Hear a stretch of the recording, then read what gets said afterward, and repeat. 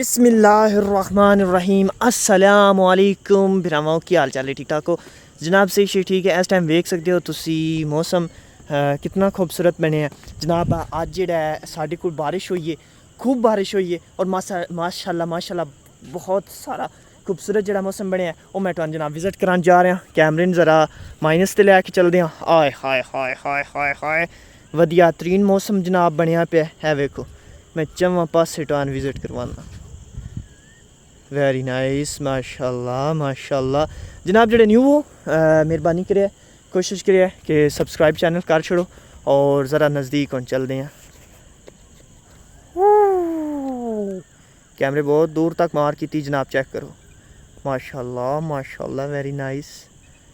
Very nice check करो ज़रा।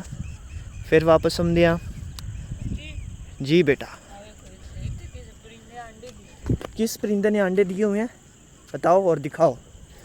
ये देखो जनाब किदे नहीं हलो छाड़ दे परिंदियां दे अंडे जेह्ड़े न उन्हें नहीं छड़ी दे है। वेखो जी परिंदियां अंडे दिते हैं बहुत ज़बरदस्त। और उस तो बाद मकई की सूरत हाल चेक करो और मौसम तुसी चेक करो। मकई जी काफ़ी हद तक नहीं जी वो अल्लाह किता बच गई है। सूरत हाल मैं हुण आके वेख रहा तो मैं जज कर रहा ठीक है। वेखो तुसी वेखो इत्थों लेट गई है, बाकी सारी जेड़ा वो शुक्र अल्लाह दा बिल्कुल ठीक ठाक है, ज़बरदस्त है जनाब। वो सामने जिथे साडी जेड़ी है वो मुंजी भी लगती है ठीक है। अज सारा दिन ढेर सारा सी मसरूफ आसे और कैमरे में शायद इतनी खूबसूरती नहीं आ रही ठीक है जितनी जेड़ा है उंज बनी हुई है।